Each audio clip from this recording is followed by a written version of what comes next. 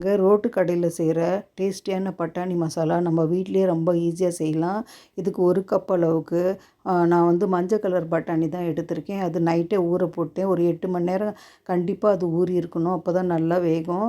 பாருங்கள், ஒரு பேன் வச்சு ஒரு 3 டம்ளர் தண்ணி போட்டு ஊற வச்ச பட்டாணியை வாஷ் பண்ணிவிட்டு நான் போட்டுக்கிறேன். பாருங்கள், 1/2 ஸ்பூன் மஞ்சத்தூள் மட்டும் நான் போடுறேன். உப்பெல்லாம் எதுவுமே போடலை. நீங்கள் குக்கரில் வைக்கிறதா இருந்தால் 2 விசில் மட்டும் வேக வச்சு எடுத்துக்கோங்க. அதிகமாக விசில் வச்சிங்கன்னா நல்லா குழஞ்சி போயிடும். பட்டாணி முழுசாக இருக்காது. பாருங்கள், ஒரு 10 நிமிஷம் நான் அடுப்பில் வச்சேன். மூடி போட்டு பாருங்கள், நல்லாவே வெந்துடுச்சு பட்டாணி. நம்ம ஊறி இருக்கிறதால சீக்கிரம் வெந்துடும்.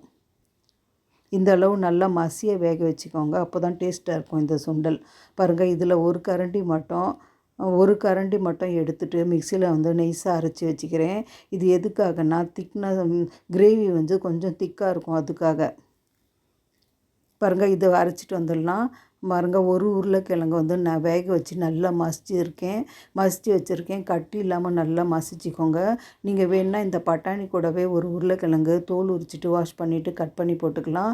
அப்படியே இந்த கரண்டிலே நல்லா நசுக்கி விட்டுக்கோங்க. நல்லா பாருங்கள், இந்த அளவுக்கு நல்லா கலந்து விட்டுக்கோங்க. பாருங்கள், இப்போ அடுப்பு பற்ற வச்சுட்டு தாளிச்சிடலாம். பாருங்கள், சும்மா நான் எடுத்த கரண்டியில் 1 கரண்டி அளவுக்கு எண்ணெய் போட்டிருக்கேன். ஒரு பெரிய வெங்காயம் கட் பண்ணி வச்சுருக்கேன். மீடியம் சைஸ் வெங்காயம் தான் நான் எடுத்திருக்கேன். ரொம்ப பெரிய வெங்காயம்லாம் எடுக்கலை. நான் கடைசியாக ஒரு வெங்காயம் கட் பண்ணி வச்சுருக்கேன். அதை நான் பச்சையாக ஆட் பண்ண போகிறேன். பாருங்கள், இதை கொஞ்சம் ஓரளவுக்கு வதக்கிக்கோங்க. இது கூட வந்து கொஞ்சமாக ஒரு 1/4 ஸ்பூன் அளவுக்கு சோம்பு போட்டுக்கோங்க. நல்ல வாசனையாக இருக்கும். பாருங்கள், இதை நல்லா வறுத்துக்கலாம். கொஞ்சமாக நான் கருவேப்பிலை போட்டுக்கிறேன், ஒரு 4 இலை. இது கூட நீங்கள் கொஞ்சம் கொத்தமல்லி இருந்தால் கூட போட்டுக்கோங்க, நல்லா டேஸ்ட்டாக இருக்கும். எங்கிட்ட கொத்தமல்லி வந்து கொஞ்சமாக தான் இருக்குது, நான் கடைசியாக ஆட் பண்ணுறேன். அதனால் நான் ஃபஸ்ட்டு போடலை. பாருங்கள், ஒரு பச்சை மிளகா வந்து உள்ளே இருக்கிற ஷீட் எடுத்துகிட்டு, குழந்தைங்க சாப்பிட்றதா இருந்தால் கொஞ்சம் விதை எடுத்துகிட்டு போடுங்க. பெரியவங்க சாப்பிட்றதா இருந்தால் அப்படியே மெலிசாக கட் பண்ணி போட்டுக்கோங்க.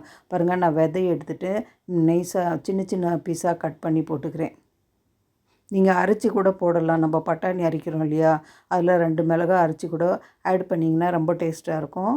குழந்தைங்க வந்து காரமாக இருந்தால் சாப்பிட மாட்டாங்க. அதனால் நான் இந்த மெத்தடில் செய்கிறேன். பாருங்கள், இதை நல்லா கலந்து விட்டுக்கோங்க. இதில் வந்து 2 ஸ்பூன் இஞ்சி பூண்டு பேஸ்ட் ஆட் பண்ணிக்கிறேன். சின்ன ஸ்பூனில் 2 ஸ்பூன். பாருங்கள், நல்லா வறுபடட்டும். வெங்காயம் வந்து ரொம்ப ப்ரௌனாலாம் தேவையில்லை. ஓரளவு கண்ணாடி பதம் வெந்தால் போதும்.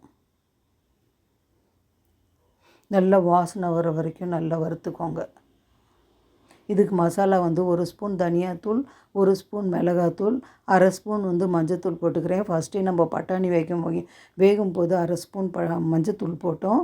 அதனால் வந்து மஞ்சத்தூள் குறைச்சி போட்டுக்கோங்க. பாருங்கள், நல்லா கலந்து விடுங்க மசாலா வாசனை போகிற வரைக்கும். இப்போ நம்ம வேக வச்சுருக்கோம் இல்லையா பட்டாணி, அதை போட்டுக்கலாம். பாருங்கள், நல்லா கலந்து விட்டுக்கோங்க.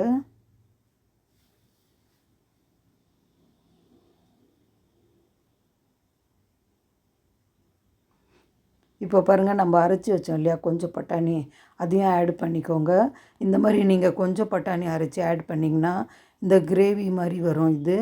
அப்போ தான் நம்ம கடைசியாக வந்து சர்வ் பண்ணும்போது நல்லா ஜூஸியாக இருக்கும் சாப்பிட்றதுக்கு. பாருங்கள், கொஞ்சமாக தண்ணி ஆட் பண்ணிக்கிறேன். நல்லா கலந்து விட்டுக்கோங்க. நான் தக்காளி இதில் போடலை. கடைசியில் நான் வந்து தக்காளி சாஸும் பச்சையாக டொமேட்டோவும் நான் கட் பண்ணி போட்டுக்கிறேன். அதனால் நான் போடலை. உங்களுக்கு வேணுன்னா ஒரு தக்காளி கூட நீங்கள் அரைச்சி ஆட் பண்ணிக்கலாம் இதில். பாருங்கள், தேவைக்கு உப்பு போட்டுக்கிட்டேன். பத்தலைன்னா நம்ம கடைசியாக போட்டுக்கலாம். உங்களுக்கு தக்காளி வேணுன்னா இந்த ஸ்டேஜில் கொஞ்சம் ஒரு தக்காளி அரைச்சி கலந்துக்கோங்க. பாருங்கள், நல்லா கலந்து விடுங்க. இது கொதிக்கிட்டோம். நமக்கு வேக வேக கொஞ்சம் திக்காக வரும் கிரேவி. அதனால் இன்னும் கொஞ்சம் தண்ணி போட்டுக்கிறேன்.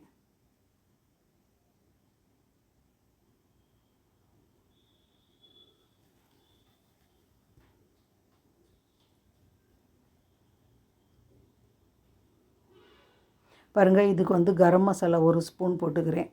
1 ஸ்பூன் அளவுக்கு நான் போட்டுக்கிறேன். கொஞ்சமாக சாட் மசாலாவும் ஆட் பண்ணுவேன்.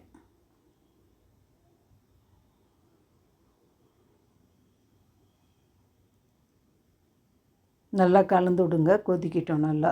பாருங்கள், இப்போ நான் வந்து சாட் மசாலா 1 ஸ்பூன் அளவுக்கு போட்டுக்கிறேன். Garam masala 1 spoon, chaat masala 1 spoon. கடைசியாக மிளகு பவுடர் போடுவேன், அதுவும் 1 ஸ்பூன் அளவுக்கு. பாருங்கள், நல்லா கலந்து விட்டுக்கோங்க. நல்லா கொதிக்கட்டும். உங்கள்கிட்ட ஜீரா பவுடர் இருந்தால் கூட ஜீரா பவுடர் கூட இருந்தால் 1 ஸ்பூன் போட்டுக்கலாம். நான் போடலை. உங்களுக்கு அந்த டேஸ்ட் பிடிக்கும்னா போட்டுக்கோங்க. பாருங்கள், 1 ஸ்பூன் மிளகு பவுடரும் போட்டுக்கிட்டேன். நல்லா கலந்து விடுங்க. கொஞ்சம் திக்காக வரட்டும் கிரேவி. நல்லா கொதிக்க வச்சிங்கன்னா கொஞ்சம் திக்காக நல்லா பேஸ்ட் மாதிரி வரும். நமக்கு ஜூஸியாக இருக்கும் அப்போ தான் சாப்பிட்றதுக்கு. அது வரைக்கும் கொஞ்சம் பாருங்கள், நல்லா கொதிக்க வச்சுக்கோங்க. இப்போ உப்பு செக் பண்ணிக்கோங்க. பத்தலைன்னா கொஞ்சம் போட்டுக்கலாம். பாருங்கள், இப்போ எப்படி வந்துருச்சு பாருங்கள். அந்த உருளைக்கிழங்கெல்லாம் வெந்து நல்லா திக்காயிடும். கொஞ்சமாக நான் உப்பு போட்டுக்கிறேன்.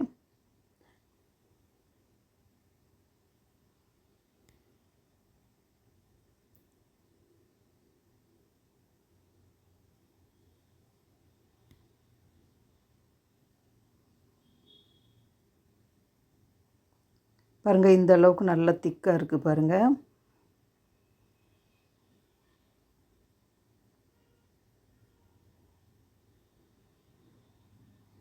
நம்ம ரோட்டு கடையில் வந்து அது அடுப்பில் வச்சுட்டே இருப்பாங்க சுண்டல்.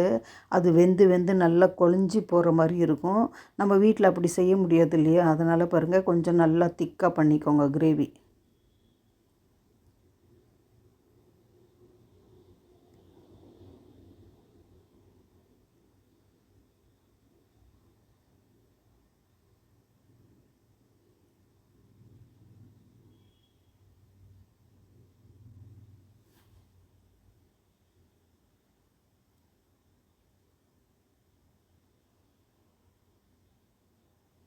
பாருங்கள் வியூவர்ஸ், நல்லா குழஞ்சி வந்துருச்சு. நான் இப்போ அடுப்பு ஆஃப் பண்ணிவிட்டு இப்போ சர்வ் பண்ணதை பார்க்கலாம். அந்த கேப்பில் நீங்கள் ஒரு தக்காளி கட் பண்ணி வச்சுக்கோங்க. ஒரு மீடியம் சைஸ் வெங்காயம் கட் பண்ணி வச்சுக்கோங்க. கொஞ்சமாக கொத்தமல்லி வந்து வாஷ் பண்ணிவிட்டு பொடியாக கட் பண்ணி வச்சுருக்கேன். கொஞ்சமாக வெள்ளரிக்காய் நான் போடுறேன். அது ஆப்ஷனல் தான், உங்களுக்கு வேணான்னா போடாதீங்க. மாங்காய் கொஞ்சமாக கட் பண்ணி வச்சுருக்கேன். கொஞ்சமாக சைடில் வந்து நான் கார்ன் வந்து கொஞ்சமாக பொரித்து வச்சுருக்கேன். பாருங்கள், கொஞ்சம் மாங்காய், கொஞ்சமாக கட் பண்ண வெங்காயம், கொஞ்சம் தக்காளி, அப்புறம் கொஞ்சம் வெள்ளரிக்காய் வந்து பொடியாக கட் பண்ணி வச்சுருக்கேன். வெள்ளரிக்காய் ஆப்ஷனல் தான், உங்களுக்கு வேணான்னா போடாதீங்க. அப்புறம் வந்து டொமேட்டோ கெச்சப் வந்து நான் எடுத்திருக்கேன். பாருங்கள், கொஞ்சமாக பொரிச்ச கார்னை போட்டுக்கிறேன். டொமேட்டோ நான் இதில் ஆட் பண்ணல இல்லையா, தக்காளி, அதனால் பாருங்கள் டொமேட்டோ சாஸ் கொஞ்சமாக போட்டுக்கிறேன். இது வந்து சர்வ் பண்ணும்போது மிக்ஸ் பண்ணுங்கள். இந்த மாதிரி சுண்டல் செஞ்சு வச்சுட்டு சூடாக இருக்கும்போதே சாப்பிடுங்க. ரொம்ப சூப்பராக இருக்கும்.